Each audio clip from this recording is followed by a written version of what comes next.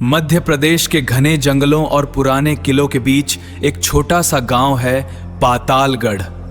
कहते हैं यहां रात सिर्फ अंधेरी नहीं होती, जिंदा होती है।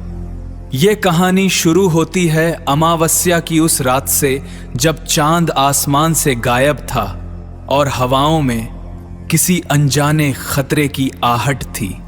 गांव के बुजुर्ग अक्सर एक पुरानी कहानी सुनाते थे कि सदियों पहले पास के जंगल में एक तांत्रिक ने काली शक्तियों को जगाने की कोशिश की थी, लेकिन उसका अनुष्ठान अधूरा रह गया और उसकी आत्मा उसी जंगल में कैद हो गई।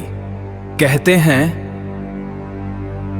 हर अमावस्या को वो आत्मा किसी एक इंसान को अपने साथ ले जाती है।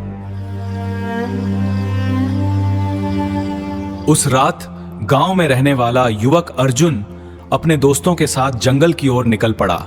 सबने मना किया, पर अर्जुन हंसते हुए बोला, भूत प्रेत कुछ नहीं होते, सब अंधविश्वास है। जैसे ही वो जंगल में दाखिल हुआ, अचानक हवा ठंडी हो गई।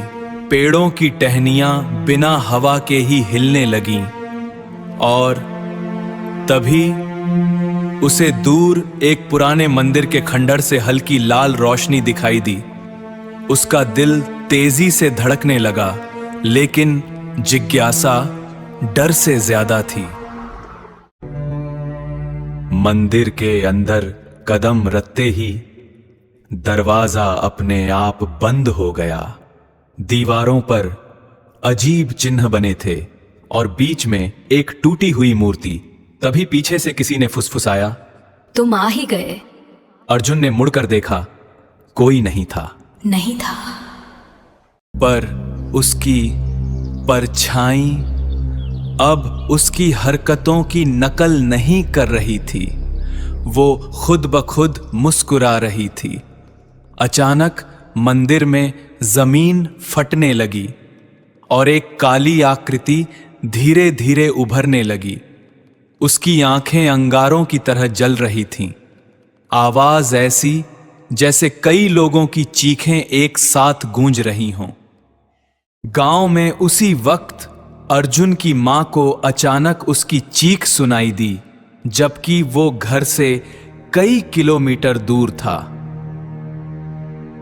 अगली सुबह गांव वालों को अर्जुन का कोई पता नहीं चला। बस जंगल के बाहर मिट्टी पर एक अजीब सा चिन्ह बना मिला, वही चिन्ह जो मंदिर की दीवारों पर था। वही चिन्ह जो मंदिर की दीवारों पर था। कहानी यहीं खत्म नहीं होती। अगली अमावस्या को गांव का एक और युवक गायब हो गया और अब पातालगढ़ में कोई भी अमावस्या की रात घर से बाहर नहीं निकलता। कहते हैं अगर आप आज भी उस जंगल के पास जाएं तो हवा में किसी की धीमी फुसफुसाहट सुनाई देती है। अगला कौन? धीमी गहरी हंसी।